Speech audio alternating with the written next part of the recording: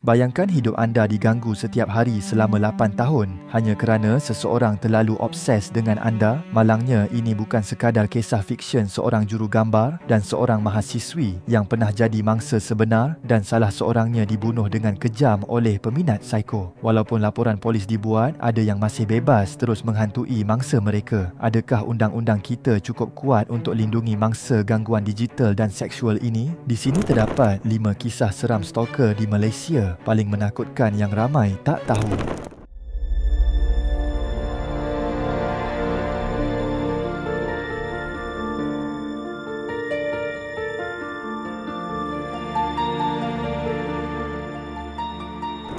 Nombor 5. 8 tahun diganggu lelaki gila seks.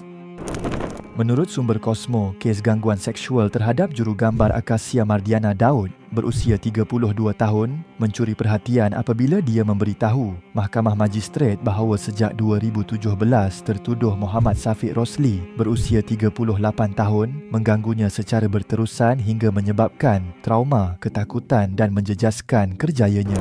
Gadis yang bernama Akasha yang diganggu secara konsisten oleh seorang individu yang sangat psiko. Akasia memberi keterangan melalui panggilan video menyatakan dia kini takut keluar rumah dan risau akan keselamatan dirinya. Siasatan lanjut yang dikendalikan oleh Pegawai Penyiasat Kanan IPD Petaling Jaya, penolong penguasa polis Muhammad Hafizi Ismail mendapati bahawa Muhammad Safiq menggunakan akaun Twitternya untuk mengganggu Akasia. Hasil data daripada Suruhanjaya Komunikasi dan Multimedia Malaysia menunjukkan Safiq sendiri mengakses akaun itu menggunakan maklumat log masuk yang diberi semasa proses data preservation. Gangguan berlaku antara 15 hingga 21 Julai 2023 melibatkan luahan emosi berulang yang berunsur jenayah dan menakutkan mangsa.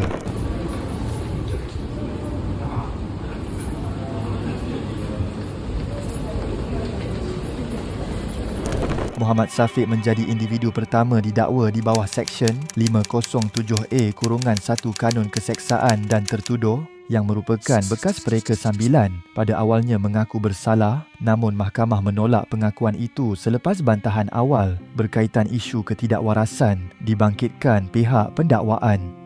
Pendakwa raya Zilfinas Abbas tidak menerima sebarang pemeriksaan balas daripada peguam tertuduh Fitril Hakim Abdul Jalil. Mahkamah menangguhkan prosiding untuk meneliti eksibit dan hujahan akhir pendakwaan. Jika sabit kesalahan, Muhammad Safiq boleh dikenakan hukuman penjara sehingga 3 tahun atau denda atau kedua-duanya. Nombor 4. Diganggu bekas pekerja psiko. Menerusi sumber The Rakyat, pada Ogos 2023, pengguna Twitter Afifah Roslan mendedahkan kisah gangguan yang dialaminya sejak Februari 2022 oleh seorang lelaki bernama Amril bekas pekerjanya sendiri. Selepas Amril berhenti kerja pada Februari tanpa notis, dia kembali menghubungi Afifah sebulan kemudian. Ketika itu, Afifah menyerahkan panggilan tersebut kepada rakan kongsi perniagaannya tetapi mula menerima gangguan berterusan melalui pelbagai platform media sosial sejak April 2022 termasuk semasa beliau berada di Mekah untuk umrah. Gangguan datang bertalu-talu melalui mesej pelik dan voicemail. Menjelang Mei 2022, keadaan menjadi semakin serius. Walaupun nombor Amril sudah diblok, dia tetap mencipta akaun baharu dan terus menghantar mesej rindu, termasuk sehari sebelum Aidilfitri. Afifah akhirnya membuat 2 laporan polis, namun hasilnya mengecewakan. Pihak berkuasa hanya menyuruhnya berhati-hati jika terserempak.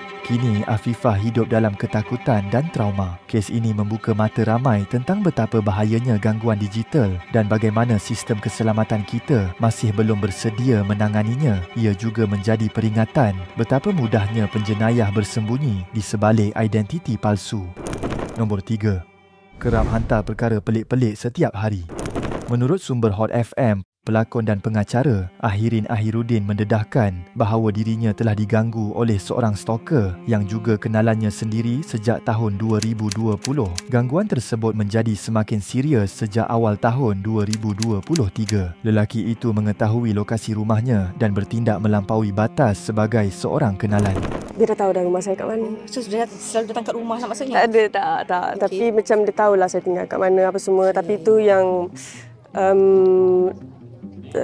sangat menakutkan lah. Walaupun individu itu berniat mahu berkenalan dan menjadikan Ahirin sebagai teman wanita, tindakannya menakutkan aktris itu hingga dia hampir membuat laporan polis. Dia bukan saja mengganggu secara fizikal, malah turut menghantar mesej pelik setiap hari dan mencipta akaun baru setiap kali diblok. Lebih menakutkan, lelaki itu dilihat semakin berhalusinasi apabila menganggap hantaran yang dimuat naik Ahirin di Instagram sebagai mesej peribadi kepadanya. Ahirin menganggap tindakan tersebut sebagai psiko dan memberi tekanan buat dirinya. Walaupun dia sudah berbincang dengan individu tersebut, namun gangguan masih juga berlaku. Benda tu bukan ditujukan kepada dia, tapi dia ingatkan untuk dia. Itu yang susah tu. Ahirin turut mengakui bahawa dia tidak pasti bagaimana pemikiran stalker itu bekerja dan tidak mahu bertindak secara agresif yang boleh men-trigger tindak balas lebih buruk. Pengalaman ini telah membuka mata ramai tentang bahaya gangguan peribadi walaupun daripada kenalan sendiri serta pentingnya sempadan dalam perhubungan sosial. Nombor 2. Ustaz diganggu wanita psiko. Menerusi sumber Cosmo, bayangkan hidup anda diganggu tanpa henti selama bertahun-tahun. Itulah yang dialami oleh pendakwah bebas dan penulis Fakhri Fazli sejak April 2021 apabila seorang wanita psiko mula obses dengannya. Segalanya bermula di Instagram sebaik wanita itu cuba untuk berkenalan, tetapi Fakhri menolak dengan cara baik. Namun penolakan itu langsung tak menghalangnya. Dia terus hantar mesej setiap hari, siap kirim hadiah dari Arab Saudi dan tunggu berjam-jam di pejabat Fakhri. Akhirnya Fakhri buat laporan polis, tapi makin teruk wanita itu dapat nombor baru Fakhri dan mula hantar mesej pelik. Siap dakwa mereka dah setuju untuk kahwin. Fakhri menghubungi ayah wanita itu. Tetapi walaupun si ayah meminta maaf, gangguan tetap berterusan. Pada Mei 2023, pejabat adakan rumah terbuka. Wanita itu muncul dan tunggu selama 6 jam. Fakhri terpaksa bersembunyi dalam tandas. Dia juga hadir ke kelas ayat kursi walaupun dilarang. Makin lama dia jadi agresif menghempas pintu dan duduk berjam lamanya di pejabat menunggu Fakhri. Gangguan itu buat Fakhri hidup dalam ketakutan, risau keselamatan diri, keluarga dan tunangnya bila wanita tu mula ugut nak ganggu mereka pula. Laporan polis dibuat di Bandar Baru Bangi, tapi wanita itu masih aktif guna akaun baru, hantar mesej pelik walaupun dah diblok berkali-kali. Ini bukan kisah biasa, ini peringatan penting bahawa gangguan mental dan psikologi boleh jadi berbahaya dan sesiapa pun boleh jadi mangsa. Nombor 1. Mahasiswi dibunuh peminat lelaki psiko. Menurut sumber buasi otak seorang pelajar perempuan UiTM Pulau Pinang, Nur Syuhada Johari, berusia 20 tahun, maut secara tragis selepas lehernya dikelar oleh seorang lelaki psiko yang dikatakan peminatnya. Kejadian menggemparkan ini berlaku pada waktu tengah hari di Lebuh Raya Utara Selatan dekat Bukit Gantang. Mangsa menaiki Proton perdana bersama lelaki berusia 25 tahun itu sebelum berlaku pertengkaran dalam kereta. Saksi melihat Nur Syuhada keluar dari kereta dalam keadaan cedera parah. Lelaki itu pula menariknya ke tepi jalan dan sempat melaung, tak mampus lagi sebelum melarikan diri ke dalam hutan. Namun yang paling mengejutkan, lelaki itu bukan teman lelakinya. Menurut bapa mangsa, suspek telah lama mengganggu anaknya sejak tingkatan 5. Dia pernah meluahkan perasaan tapi ditolak kerana dipercayai menagih dadah. Keluarga mangsa pernah membuat laporan polis tapi gangguan berterusan sehingga tragedi ini berlaku. Suspek kembali ke tempat kejadian untuk ambil telefon bimbit, sempat telefon keluarganya dan mengaku telah buat silap tapi sudah terlambat. Orang awam berjaya menangkapnya sebelum sempat lari semula. Kes ini disiasat di bawah Seksyen 302 Kanun Keseksaan dan kita semua tertanya berapa ramai lagi wanita akan jadi mangsa sebelum gangguan diambil serius?